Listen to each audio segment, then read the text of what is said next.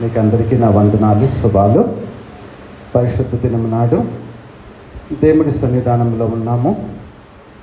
దేవుడి సన్నిధానానికి మనం ఎందుకు వస్తామంటే, దేవుడి పరిశుద్ధ గ్రంథము అంటే ఆయన పరిశుద్ధమైన ఆయన రాసిన గ్రంథములోని మాటల్ని వినటం మూలంగా మన జీవితాన్ని పరిశుద్ధం చేసుకోవటానికి వస్తాం, పవిత్రపరచుకోవటానికి వస్తాం, ఆయన వెలుగులో నడవటానికి వస్తాం.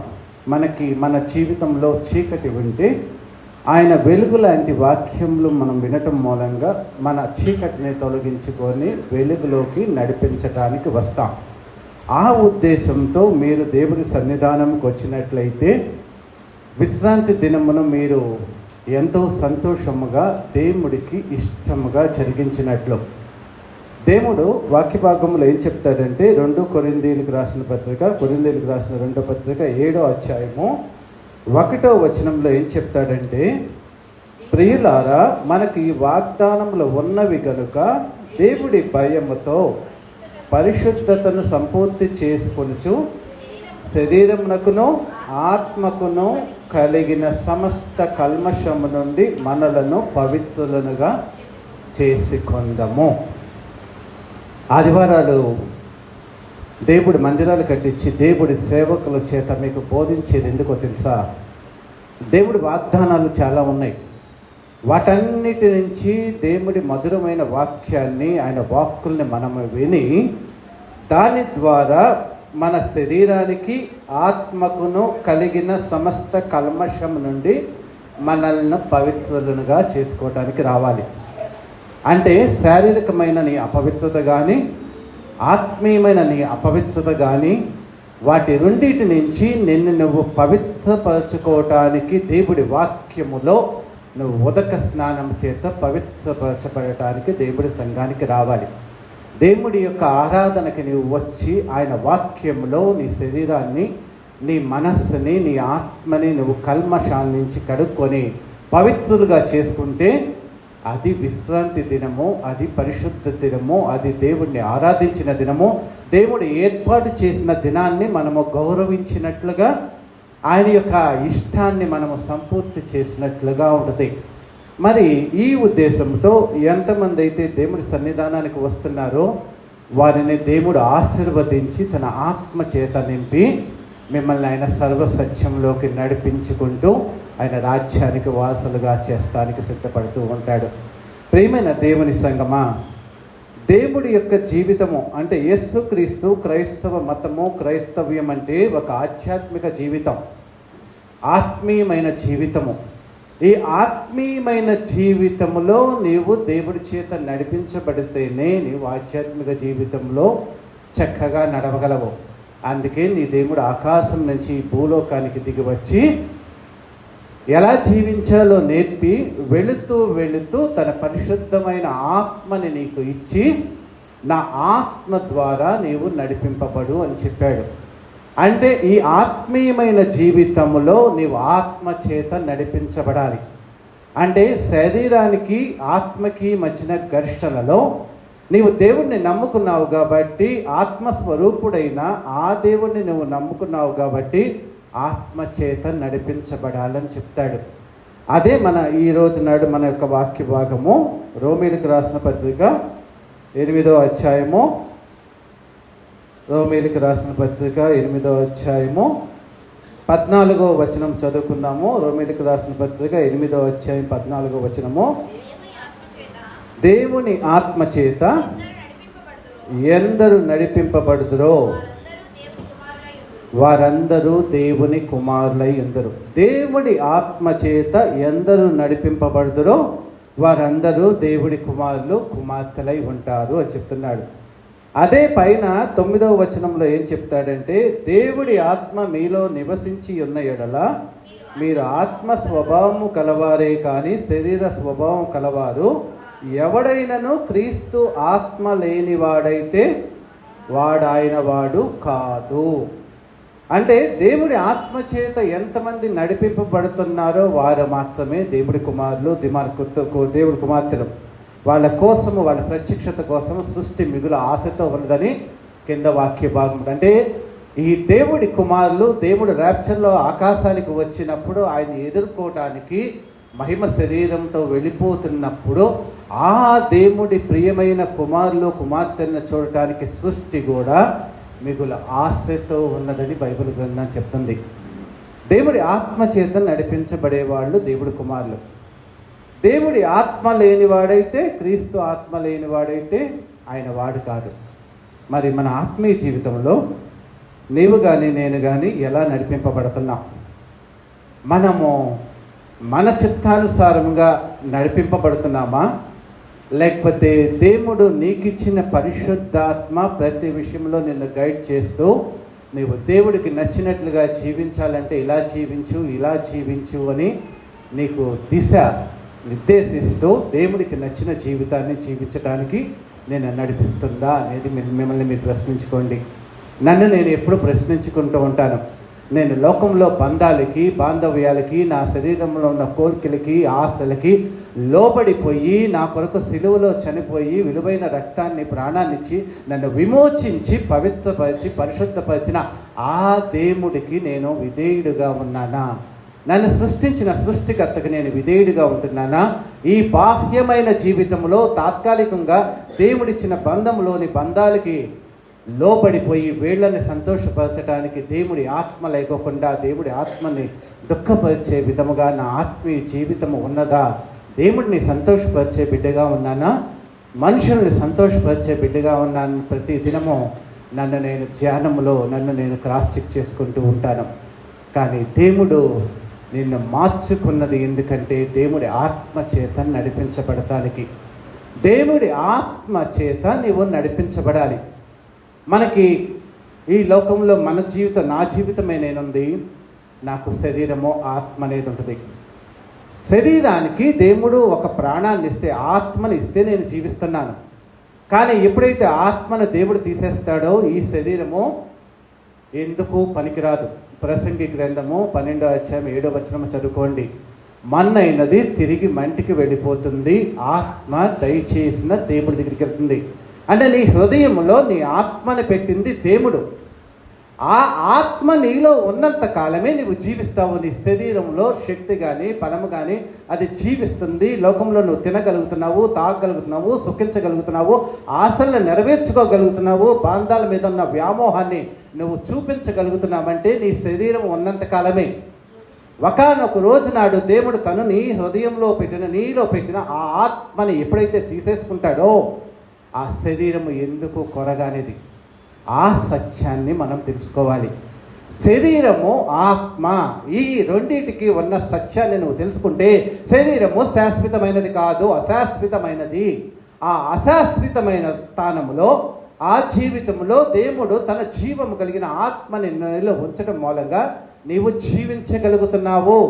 ఆ జీవించే ఆత్మని ఎప్పుడైతే దేవుడు వచ్చే అన్నాడో అది దయచేసిన దేవుడి దగ్గరికి వెళ్ళి నువ్వు ఎలా జీవించావో సాక్ష్యం చెప్తుంది.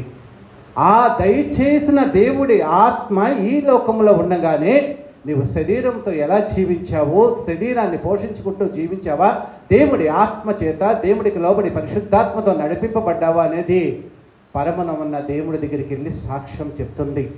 దానికోసమే దేవుడు చెప్తున్నాడు, ఆత్మ శరీరము. నీ జీవితంలో ఈ రెండింటిలో శరీరాన్ని లోకంలో అందరూ పోషించుకుంటూనే ఉంటారు, కానీ నీలో ఒక ఆత్మ ఉన్నది. ఆ ఆత్మ దేవుడు పెట్టిన దీపము. ఆ ఆత్మని నువ్వు పవిత్రపరచుకోవాలి, పరిశుద్ధంగా ఉంచుకోవాలి. ఇది తిరిగి మళ్ళీ ఆ పరిశుద్ధుడైన దేవుడి సన్నిధానంకి వెళ్ళి నీ గురించిన లెక్క అప్పచెప్పిద్దని చెప్పడానికే దేవాది దేవుడు ఈ లోకానికి వచ్చాడు. నీవు నమ్ముకున్న యేసుక్రీస్తు జీవితాన్ని చూడండి ఎలా ఉందో. మన జీవితం అవసరం లేదు. బైబిల్ గ్రంథంలో యేసుక్రీస్తునే నువ్వెప్పుడు ప్రామాణికంగా చూసుకో. ఈ లోకానికి ఆయన పరిశుద్ధాత్మ ప్రేరేపణ ద్వారా, మరియమ్మ ద్వారా జన్మించాడు. పరిశుద్ధమైన ఆత్మ ద్వారా ఈ లోకానికి వచ్చాడు. ఈ లోకానికి వచ్చి పరిశుద్ధంగా జీవిస్తూ 30 సంవత్సరాలు తల్లిదండ్రుల దగ్గర ఉన్నాడు. తర్వాత బాప్తిస్మము, దేవుడి నీతిని జరిగించడానికి బాప్తిస్మం తీసుకున్న వెంటనే ఆకాశం నుంచి దేవుడి ఆత్మ వచ్చింది. మనుష్యుడిగా ఉన్న దైవ స్వరూపుడైన క్రీస్తులోకి ఆకాశం నుంచి దేవుడి ఆత్మ వచ్చి వాలింది. అంటే దేవుడి యొక్క ఆత్మ మనుష్య రూపంలో ఉన్న యేసుక్రీస్తులోకి ప్రవేశించగానే యేసుక్రీస్తు ఈయన నా ప్రియకుమారుడని దేవుడు చెప్పాడు. ఎప్పుడైతే యేసుక్రీస్తును కూడా ఈయన నా ప్రియకుమారుడని దేవుడు ఎప్పుడు చెప్పాడో తెలుసా? దేవుడు ఇచ్చిన పరిశుద్ధమైన ఆత్మతో ఆయన ఆత్మీయ జీవితాన్ని ప్రారంభించిన దినానే ఆకాశం నుంచి సర్వ సృష్టికి వినబడేటట్లుగా, ఇదిగో నా ఆత్మతో ఇతన్ని అభిషేకించాను కాబట్టి ఇతడు నా ప్రియ కుమారుడు అని చెప్పాడు. అంటే ఆత్మతో అభిషేకించిన దినము నుంచి నువ్వు దేవుడి ప్రియ కుమారుడివి, ప్రియ కుమార్తెవి. వెంటనే ఆత్మ చేత అరణ్యానికి కొనిపోయాడు. 40 దినాలు దేవుడి సన్నిధానంలో ఉపవాసం ఉన్నాడు. ఆత్మ పొందిన వ్యక్తులు ఏం చేస్తారు? ఆత్మ తీసుకెళ్ళిపోయినట్లు ఉంటుంది. యేసుక్రీస్తు నడుచుకుంటూ వెళ్ళిపోయినట్లు ఉంటుంది. ఆత్మ కొనిపోయేను అని ఉంటుంది. ఆత్మ చేత నడిపింపబడిన వాడే ఆ యొక్క కొండ ప్రాంతాలకు వెళ్ళి 40 దినాలు ఉపవాసం ఉన్నట్లుగా ఉంటుంది. మళ్ళీ సైతాను వచ్చి శోధిస్తే ఆత్మ పూర్ణుడై దేవుడు వాక్య బలముతో సైతాన్ని ఎదిరించినట్లు ఉంటుంది. తను 30 సంవత్సరాల నుంచి 3.5 సంవత్సరాలు చేసిన ఆయన సేవా జీవితంలో పరిశుద్ధాత్మతో స్వస్థపరిచాడు. పరిశుద్ధాత్మతో చనిపోయిన వారిని తిరిగి లేపాడు. పరిశుద్ధాత్మతో ఆ సృష్టిలో ఉన్న ప్రతి సూచక క్రియ అంటే గాలిని, సముద్రాన్ని అన్నిటినీ గద్దించాడు. చనిపోయిన వారిని కూడా తిరిగి లేపాడు. అనాథల్ని ఆదరించాడు. 3.5 సంవత్సరాల తన జీవిత పరిచర్యలో రాజ్య స్వార్థని ప్రకటిస్తూ మొట్టమొదటిగా తను చెప్పింది ఏంటో తెలుసా? ఆత్మ విషయమై దీనులైన వారి ధన్యులు, పరలోక రాజ్యము వారిది. ఆత్మీయమైన జీవితాన్ని గురించి నీకు తెలియజేయడానికి వచ్చాడు. ఎంతకే శరీరానికి ప్రామాణికంగా ఆయన 3.5 సంవత్సరాల్లో శరీరం గురించి ఎక్కడన్నా బోధించాడేమో మీరు 4 సువార్తల్లో చూడండి. ఎక్కడా బోధించడు. మనిషికి కావలసిన ప్రతి దాన్ని ఆయన ఇస్తాను అని చెప్తాడు. అంటే నా రాజ్యాన్ని, నా రీతిని, అంటే ఆత్మీయమైన విషయాల్ని మీరు వెతకండి, మీకు కావలసిన ప్రతి దాన్ని నేను ఇస్తానని దేవుడు చెప్తూ ఉంటాడు. చెబుతూ ఆత్మ చేత నడిపించబడిన వాడే సిలువలోనే ఆ విమోచన కార్యాన్ని చేసి మరి పునరుత్థానుడై పరిశుద్ధంగా జీవించడం మూలంగా ఆత్మస్వరూపిగా పునరుత్థానుడిగా లేచి ఆత్మస్వరూపుడుగా అందరికీ కనపడుతూ పరలోక రాజ్యానికి వెళ్ళిపోయినట్లుగా ఉంటుంది. ప్రియమైన దేవుని బిడ్డలారా, దేవుడు దేవుడు దేవుడు నేను నమ్ముకున్న దేవుడు అని చెప్పి 24 గంటలు మనం క్రైస్తవులను భజన చేస్తూ ఉంటాం. నీ దేవుడు జీవించిన విధానము చూడు. నువ్వు నీ దేవుడు తండ్రి యొక్క ఆత్మ చేత ఈ భూలోకంలో తన కార్యాలను జరిపించాడు. చివరికి ఆరోహణుడై వెళ్ళిపోయేటప్పుడు కూడా దేవుడి ఆత్మశక్తి చేత ఈ భూలోకం నుంచి మహిమా శరీరంతో తండ్రి కుడిపార్శ్వములకు ఆసీనుడై ఇల్లు కూర్చున్నాడు. మరి అలాంటి దేవుణ్ణి నీవు నమ్ముకున్నావు. మరి నీ జీవితంలో దేవుడి ఆత్మ నడిపింపు ఎలా ఉంది? ఎక్కడ నడుస్తున్నావు? ఎంతకీ ఈ లోకంలో శరీరం గురించే. శరీరంలో మనకు ఆశీర్వాదాలు కావాలి. ఆశీర్వాద కోటాలు, స్వస్థత కోటాలు.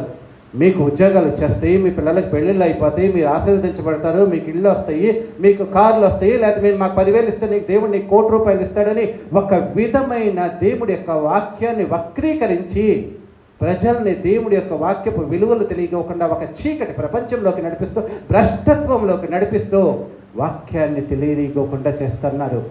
ప్రియమైన దేవుని బిడ్డలారా, ఆత్మ చేత ఎంతమంది నడిపింపబడతారు? నీవు నీ ఆత్మ నీకిచ్చే దేవుడు ఆత్మ చేత నడిపించబడాలి. కానీ సంఘానికి పాస్టర్ గారు ఆయన ఆత్మ పరిశుద్ధాత్మ శక్తితో బలముతో ఆయనకి దేవుడిచ్చిన జ్ఞానముతో మిమ్మల్ని నడిపించడానికి ప్రయత్నిస్తాడే. కానీ ఎవరి జీవితము వాళ్ళు దేవుడి ఆత్మని పొందుకొని మీ జీవితాన్ని మీరు పరలోక రాజ్యానికి హక్కుదారులుగా మిమ్మల్ని మీరు తీర్చిదిద్దుకోవాలని చెప్తున్నారు. యేసుక్రీస్తు లూకాసు వార్త చివరి అధ్యాయము చివరి 3 వచనాలు ఉంటాయి. ఆయన పరలోక రాజ్యానికి వెళ్తూ శిష్యులను ఆశీర్వదించాడు. ఆశీర్వదించిన వెంటనే వాళ్ళంతా ఏం చేస్తారో తెలుసా? దేవాలయానికి వెళ్ళిపోయి ఎడతెగక ఆయనకి స్తోత్రం చెల్లించు ప్రార్థన చేస్తూ ఉంటారు. దేవుడి ఆశీర్వదించబడినవైతే నువ్వేం చేస్తావో తెలుసా? వెంటనే పరిగెత్తుకుంటూ దేవాలయానికి వెళ్ళిపోయి ఎడతెగక ఆయనకి స్తోత్రాలు చెల్లిస్తూ స్తుతిస్తూ ఆయన్ని ఆరాధించడం అనేది మొదలు పెడతావు. దేవుడి ఆశీర్వాదానికి నువ్వు పాత్రుడివి, పాత్రురాలు అంటే ఆయన్ని స్తుతించడము, ఆయన్ని మహిమపరచడము, ఆయన కనపరచడము, ఆయనతోనే ఆత్మీయ జీవితాన్ని జీవించడానికి నువ్వు నిశ్చయించుకుంటావు. అంతేగాని ఈ లోకంలో ఎన్ని కాదు. సామెతల గ్రంథం 3:1-2 చెప్తాడు, నా కుమారుడా, నా ఆజ్ఞల్ని నువ్వు హృదయపూర్వకంగా నువ్వు అంగీకరించి దాని ప్రకారం జీవించుకుంటే నీకు దీర్ఘాయువుని, సుఖ జీవనంతో కలిసి సంవత్సరాల్ని, శాంతిని దయచేస్తానని చెప్తాడు. నువ్వు దేవుడి వాక్యాన్ని నీ జీవితం అనుసరించడం ప్రయత్నించు. దేవుడి ఆజ్ఞానుసారంగా నువ్వు జీవించడం ప్రయత్నించు. ఆయన వాక్యం వెల్లడి అవుతూనే నీ హృదయంలో వెలుగు కలిగిద్ది, నీలో ఉన్న చీకటి పోయిద్ది, నీలో ఉన్న అశాంతి పోయిద్ది. నిన్ను నువ్వు పవిత్రపరచుకోగలవు, ఆరోగ్యవంతుడిగా చేసుకోగలవు, వెలుగుమయమైన జీవితంలో నిన్ను నువ్వు జీవించుకోగలవు. అలాంటి మహోత్తరమైన శక్తి సంపన్నమైన ఆయన వాక్యపు వెలుగులో నీ జీవితాన్ని నిర్మించుకోవటానికి నువ్వు ప్రయత్నిస్తే నీ జీవితంలో దీర్ఘాయువు ఉంటుంది, నీ జీవితంలో సుఖ జీవనంతో గడిచిన సంవత్సరాలు ఉంటాయి, నీ జీవితంలో శాంతి ఉంటుంది. అంతేగాని నీవు దేవుడిని ప్రత్యేకంగా నాకు ఇమ్మని అడగాల్సిన అవసరం లేదు. బైబిల్ గ్రంథంలో, పాత నిబంధన గ్రంథంలో అందరూ ఆయనకి విధేయత మూలంగానే అత్యద్భుతమైన స్థితికి వచ్చారు. అబ్రహాము 70 సంవత్సరాలకు పిలువబడితే 25 సంవత్సరాల తర్వాత ఆయనకు విధేయతగా ఉంటే ఆశీర్వదించబడ్డాడు. తర్వాత అలాగే యోసేపు కూడా ఎన్నో సంవత్సరాలు శ్రమలు పడి చెరసాల్లో ఉండి ఆ యొక్క అన్నదమ్ముడు చంపైపోతే అక్కడి నుంచి దాస్యపు గృహంకి ఒక దాసుడిలాగా అమ్మపడినా కానీ ఎంతో దేవుడితో విధేయతగా ఉంటే ఒకనొక దినము నాడు ఆశీర్వదించబడ్డాడు. దావీదు కూడా అంతే, దేవుడి కోసం ఎన్నో కష్టాలు పడితే జీవము కలిగిన దేవుడిని బిడ్డని నేను అని చెప్పి తను చెప్పినందుకు గాను దేవుడు ఆశీర్వదించాడు. నీ వ్యక్తిగత జీవితము, నీవు దేవుడి పట్ల ఉన్న నిబద్ధత, నీవు ఆయనతో జీవించే విధేయత కూడిన జీవితమును చూసి దేవుడు నిన్ను ఆశీర్వదిస్తాడే కానీ వెంటనే నిన్ను ఆశీర్వదించేయడు. ఆయన ఇచ్చే ఆశీర్వాదము శాశ్వతమైనది. ఆయన నీ పట్ల చూపించే కృప శాశ్వతమైనది. శాశ్వతమైన ప్రేమతో నేను నిన్ను ప్రేమించుచున్నాను కాబట్టి విడువక నీ ఎడల కృప చూపుచున్నాను. ఇర్మీయా గ్రంథం 31:3 చెప్తాడు. శాశ్వతమైన ప్రేమ పరలోక రాజ్యం దాకా తీసుకెళ్లేటట్లుగా నిన్ను ఆయన శాశ్వతమైన ప్రేమతో ప్రేమిస్తూ తను చెప్పిన తర్వాత మీరు ఎక్కడైతే ఈ లోకంలో మరలా పడిపోతారోనని తన శిష్యులకి వెళుతూ చెప్తూ నా ఆత్మని మీకు ఇస్తున్నాను, నా ఆత్మని అని చెప్తాడు దేవుడు. నా పరిశుద్ధాత్మని, సత్య స్వరూపి అయిన ఆత్మని, తండ్రి యొక్క ఆత్మని మీకు ఇస్తున్నాను, తోడుగా ఆ ఆత్మలో నడవండి అని చెప్తున్నాడు. దేవుడి యొక్క ఆత్మ అనుభవం మీలో ఎంతమందికి ఉంది? దేవుడు బైబిల్ గ్రంథంలో ప్రతిదినం అదే చెప్తాడు కదా. బాప్తిసం తీసుకోగానే దేవుడు వరం ఆత్మనే, పరిశుద్ధాత్మ అనే వరం మీకు ఇస్తానన్నాడు కదా.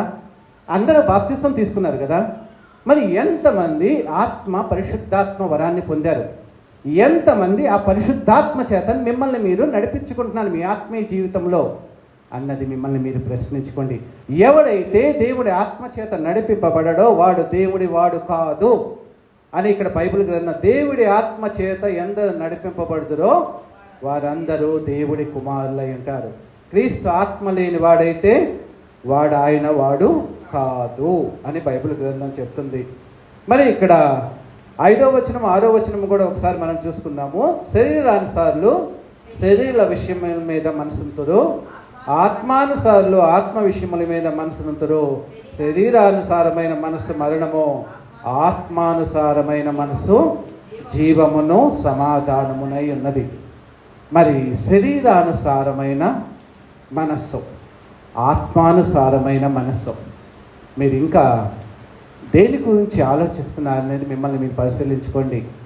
మీరు నిజమైన సృష్టికర్తను గురించి తెలుసుకున్నారు, నిజమైన దేవుడు ఎవరో తెలుసుకున్నారు. మీలో లోకంలో వాళ్ళలాగా మీరు అజ్ఞానంలో లేరు, అంధకారంలో లేరు, చీకటిలో లేరు. సైతాన్ని మీ కళ్ళకి గంతలు కట్టి ఈ లోకమే ఆశలతోనే మిమ్మల్ని నడిపింపబడతలేదు. శరీరానుసారులు శరీరాన్ని మీదే మనసు ఉంచుతారు, ఆత్మానుసారులు ఆత్మీయమైన విషయంలో నా జీవితంలో ఏది జరిగినా ఆ ఆశీర్వాదం అనేది దేవుడి మూలంగా జరగాలి. దేవుడే నా జీవితంలో ప్రతిదీ చేయాలి. కర్మ కర్త క్రియ అంతా నా జీవితానికి ఆయనే మూలమై ఉండాలని చెప్పి ఆత్మానుసారులు ఆత్మీయంగా దేవుణ్ణి తన జీవితంలో యజమానిగా రాజుగా పెట్టుకొని తన ఆత్మీయ జీవితాన్ని, తన జీవితాన్ని, తన కుటుంబాన్ని నడుపుకుంటాడు. అలా కాకుండా శరీరాన్ని చదివితే ప్రతి దినము ప్రతి సెకండ్ బాధపడతాం. అయ్యో ఇలా జరిగిందేంటి, అలా జరిగిందేంటి, నా దేవుడు నన్ను వదిలేసాడేంటి, వాళ్ళు వదిలేసాడేంటి, చుట్టాలు బంధువులు, మా ఆవిడ నన్ను ప్రేమగా చూస్తలేదు, నా పిల్లలు నాకు రెక్కలేంటి, రకరకాలైన లోక రీతిలో ఉన్న ప్రతి వ్యామోహంలోనూ బంధంలో ఉన్న బాధలను బట్టి జీవితకాలం అంతా చచ్చిపోతూనే ఆ దుఃఖంలోనే జీవిస్తూ ఉంటారు. కానీ ఆత్మీయమైన జీవితం కలిగిన వాళ్ళు దేవుడి జ్ఞానముతో తన్ను తాను నడిపించుకుంటూ, కుటుంబాన్ని నడిపించుకుంటూ, ప్రతి వ్యక్తికి దేవుడి జ్ఞానంతో ఆలోచన చెప్పి ప్రతి వ్యక్తి జీవితంలో సమాధానాన్ని, శాంతిని కలిగించి తన్ని తాన్ని కట్టుకుంటూ ఇతరులను కూడా దేవుడి ఆత్మీయమైన వెలుగులోకి నడిపించగలిగిన వ్యక్తిలాగా ఉంటాడు. అలాంటి ఆత్మీయమైన జీవితం కలిగిన వ్యక్తిలాగా మీరు ఉండాలని దేవుడు కోరుకుంటున్నాడు. అలాంటి వ్యక్తులే దేవుడి రాజ్యంలో ఉంటారని చెప్తున్నాడు. ప్రియమైన దేవుని బిడ్డలారా, శరీరానుసారులు శరీర విషయమై ఇదే రోమీయులకు రాసిన పత్రిక 8వ అధ్యాయంలో ఉంటుంది. గలతీయులకు రాసిన పత్రిక 5వ అధ్యాయంలో 17వ వచనం నుంచి చివరి వరకు ఉంటుంది. శరీర కార్యాలు ఉంటాయి, ఆత్మ కార్యాలు ఉంటాయి. అవన్నీ మీకు అందరికీ ప్రత్యేకంగా నేను చెప్పాల్సిన అవసరం. ప్రతి వ్యక్తికి తెలుసు. బాప్తిసం తీసుకున్న ప్రతి వ్యక్తికి శరీరంలో నన్ను జయించడానికి ప్రయత్నించే నా శరీరంలో ఉన్న కోరికలు ఏంటో నాకు తెలుసు. ప్రతి వ్యక్తికి తెలుసు. ప్రత్యేకంగా ఒక వ్యక్తి వివరించి చెప్పాల్సిన అవసరం లేదు. ప్రతి వ్యక్తి శరీరంతో జీవిస్తున్నాడు కాబట్టి ఆ శరీరము నిన్ను ఏ విషయాల్లో జయించడానికి ప్రయత్నిస్తూ ఉంటుందో వాటన్నిటి నుంచి నువ్వు విజయం సాధించి దేవుడి యొక్క ఆత్మశక్తితో ఆత్మీయంగా జీవించే వ్యక్తిలాగా మార్పు చెందాలి. అదే క్రైస్తవ ఆధ్యాత్మిక జీవితం అని బైబిల్ చెప్తుంది.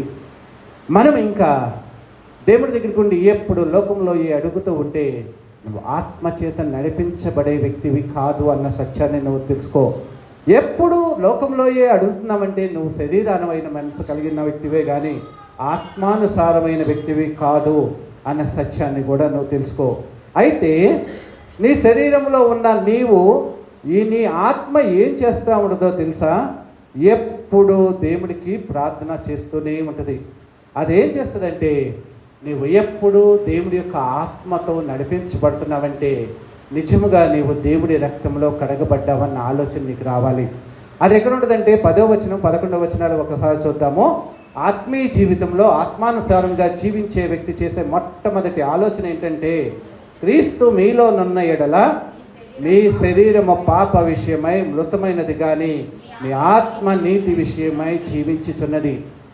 ఆత్మీయమైన జీవితాన్ని జీవించే వ్యక్తి మొట్టమొదటిగా ఆలోచన చేయాల్సింది ఏంటో తెలుసా?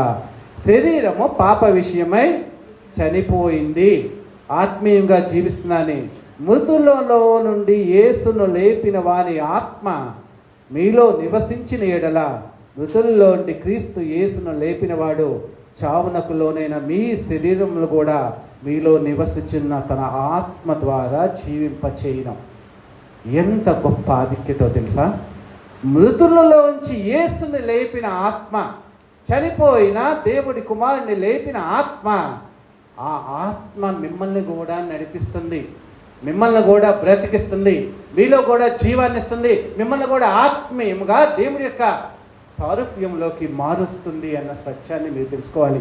ఆత్మీయ జీవితంలో మీరు జీవించేది ఎలాంటి ఆత్మతోనో తెలుసా?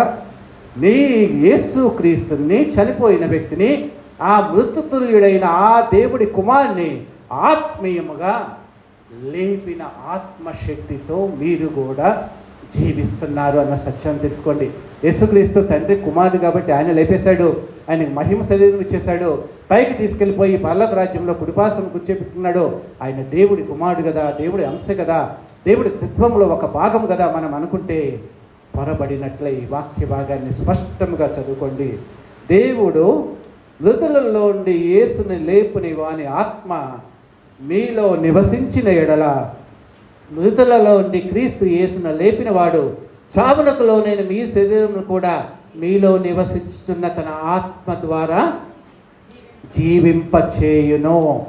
అంటే దేవుడి యొక్క పరిశుద్ధాత్మ నీ జీవితంలో కార్యం చేయటం మొదలుపెట్టిందంటే, తండ్రి అయిన ఆ కుమారుడైన యేసుక్రీస్తుని పరలోక రాజ్యానికి తీసుకెళ్ళడానికి దేవుడు ఏ ఆత్మనైతే ఉపయోగించాడో ఆ ఆత్మని నీకు ఇచ్చి నీ హృదయంలో కార్యం చేసేటట్లు, శారీరకమైన ఆ పాప నియమం మీద నువ్వు జయించేటట్లుగా నిన్ను చేయటానికి కావలసిన శక్తిని నేను ఇస్తాను. అలాంటి ఆత్మని, శక్తివంతమైన మరణాన్ని కూడా జయించగలిగి పరలోక రాజ్యానికి నిన్ను తీసుకెళ్ళగలిగిన ఆత్మని నీకు ఇస్తానని చెప్తున్నాడు. అలాంటి ఆత్మతో మీరు నడిపింపబడాలని దేవుడు కోరుకుంటున్నాడు. అంతేగాని దేవుడి యొక్క పరిశుద్ధమైన జీవితాన్ని, ఆయన పరిశుద్ధమైన బాప్తిస్మాన్ని తీసుకున్నాము, కానీ మన శరీరాన్ని పాతి పెట్టలేదు.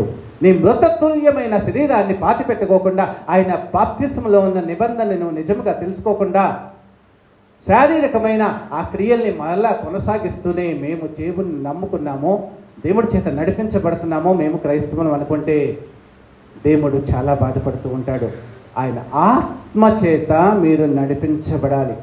దేవుడి యొక్క ఆత్మ చేత ఎందరు నడిపింపబడతారో వారు దేవుని కుమారులు అనబడతారు. ప్రియమైన దేవుని బిడ్డలారా, దేవుడి ఆత్మ చేత మీ ఆత్మీయ జీవితాన్ని కట్టుకోండి. చివరిలో భ్రష్టత్వము సంభవించి నాశన పుత్రుడు వచ్చేస్తున్నాడు. భ్రష్టత్వం బయట నుంచి ఎక్కడో నుంచో రాదు. యేసుక్రీస్తుని ఎవరు చంపేశారు? ఏమైనా అన్యులు చంపేశారా? కాదు కదా, దేవుణ్ణి ఎరిగిన ప్రజలే. అలాగే ప్రపంచ క్రైస్తవ్యంలో భ్రష్టత్వం సంభవిస్తుంది. నాశన పుత్రుడు వచ్చి నేనే అంత్యక్రీస్తుని అంటాడు, ఇదే క్రైస్తవ్యం అంటాడు, ఇదే క్రైస్తవ్యం అని మీ కళ్ళకి నిజాన్ని తెలియనివ్వకుండా బైబిల్ చదవకపోతే మీరు గుడ్డివారి కింద లెక్క. నిజంగా చెప్తున్నాను, ఒక వ్యక్తి చెప్పేది నిజమా కాదా అని బైబిల్ని మీరు చదివితేనే మీరు తెలివి కలిగిన వాళ్ళు, వైజ్ పర్సన్స్, దేవుడి యొక్క ప్రేమను తెలుసుకోవటానికి ప్రయత్నించేవాళ్ళు. దేవుడి వాక్యంలో ఉన్నదే నిజమని నమ్మండి, అదే సత్యమని నమ్మండి. ఏ వ్యక్తి ప్రపంచంలో మానవుడు ఎన్నిక లేనివాడు, ఏ మానవుడు దేవుడి దృష్టిలో ఎప్పుడైతే పల్లక రాజ్యానికి వెళ్ళగలిగిన శక్తి సామర్థ్యాలు, దేవుడు బలా నమ్మకమైన దాసుడా, నీ భక్తిని నేను మెచ్చానని పరలోకంలో మెచ్చి ఆ పల్లక రాజ్యంలో ఉంటేనే అతడు ఎన్నికైన వాడు. కానీ ఈ లోకంలో ఉన్నంత వరకు ఎన్నిక లేనివాడు. కాబట్టి బైబిల్ గ్రంథాన్ని చదవటానికి ప్రయత్నించండి. గుడ్డి వాళ్ళలాగా ఉండగండి. ప్రతి వ్యక్తి ఏది పడితే అది చెప్పి మిమ్మల్ని ఈ లోకంలోనే, అంటే దేవుని నమ్ముకున్నామనే కానీ ఒక గుడ్డితనములో మిమ్మల్ని జీవింపచేసేటట్లు చేస్తున్నారు.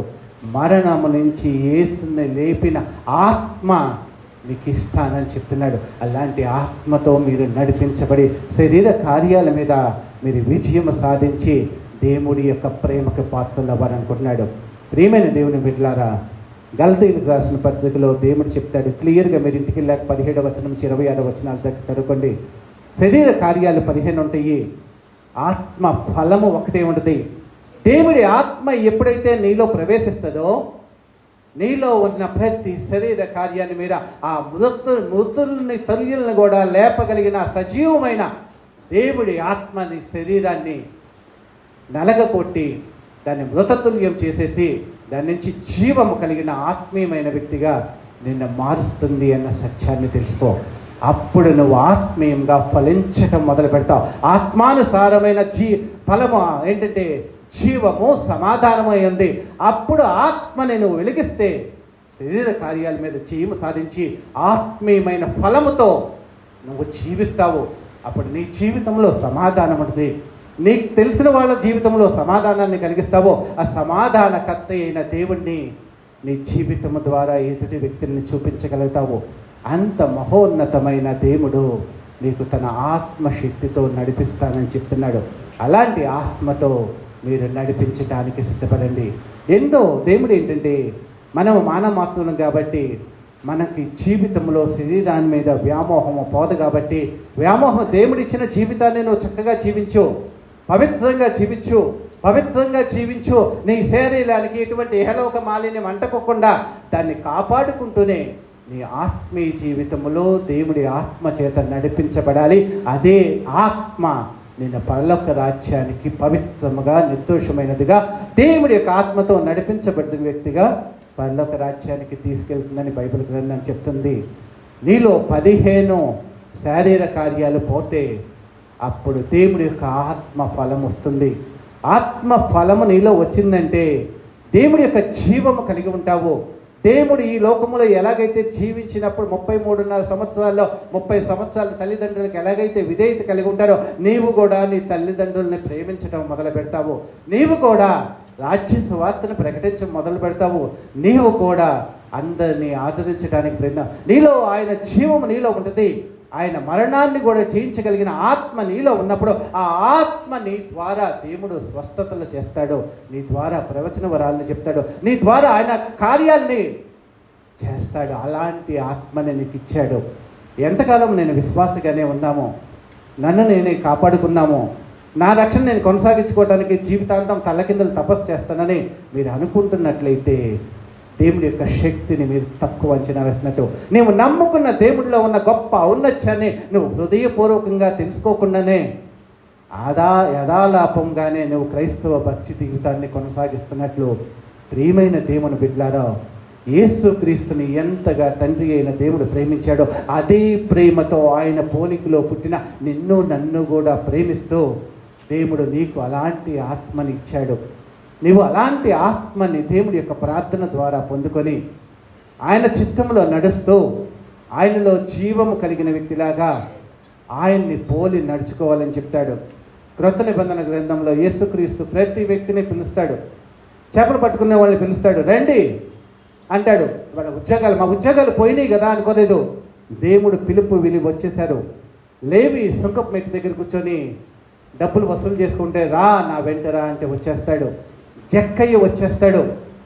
చాలామంది ప్రజలు యేసుక్రీస్తు పిలవగానే అంతా వచ్చేసేసి ఆయన వెంబడించి జీవితకాలము ఆయన కోసమే జీవించారు. కానీ మనం మటుకు ఆయన కోసం ఎప్పుడు రాము.